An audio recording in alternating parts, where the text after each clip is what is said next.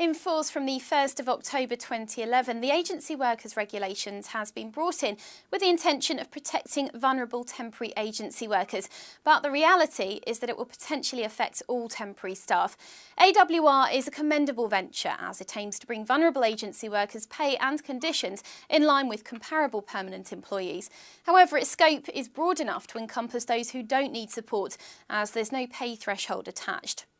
The regulation protects individuals who are contracted by an agency, individuals working temporarily for a hirer, those on agency payroll, those contracted under an umbrella company, and disguised employees working through other means.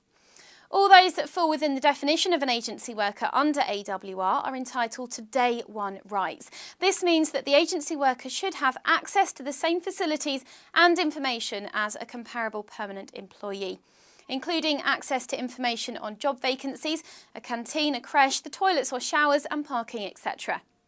The agency worker is also entitled to the same basic terms of a comparable permanent employee when the agency worker has been in the same role with the same hirer for 12 weeks or more. These basic terms include pay and bonuses, the duration of time worked per day and annual leave. This 12-week period pauses if there's a sickness or jury service of up to 28 weeks, statutory or contractual leave, or a workplace closure for a holiday or industrial action. The qualification period will stop altogether if the worker starts a new role or has a break of 6 calendar weeks between assignments. A common question asked is what's included in the definition of pay. Items that fall within the definition of pay include basic pay, overtime payments, shift or unsociable hour premiums, holiday pay, bonus or commission related to individual effort, and vouchers with cash value, but not salary sacrifice. However, pay such as maternity, paternity, redundancy notice or sick pay are not included in the definition of pay. Neither are pension entitlements, benefits in kind, financial participation schemes such as a share of profits, or any bonus that's not directly related to the work done. There are a number of instances whereby an agency worker won't be subject to AWR, and these fall in line with the exceptions allowed in the regulation.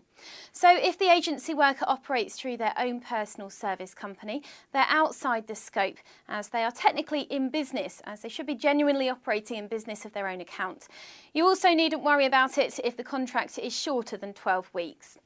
If the agency worker is earning more than a permanent employee doing a comparable job, the risk is extremely low, whilst the same is also true if there's no comparable permanent employee for the role.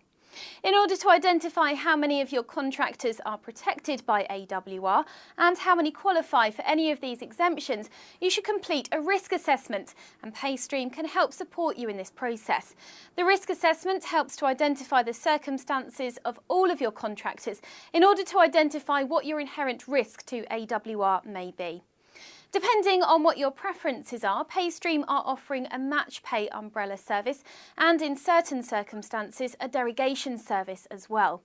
For more details on either of these services, please contact your client relationship manager. The key to successful working under AWR will be cooperation and coordination between agency and service provider. So please remember that you can contact us at any time to discuss the AWR further with your CRM or our compliance team. Ensuring that we provide you with the best support and advice through the implementation of AWR is just one more reason why you can count on PayStream.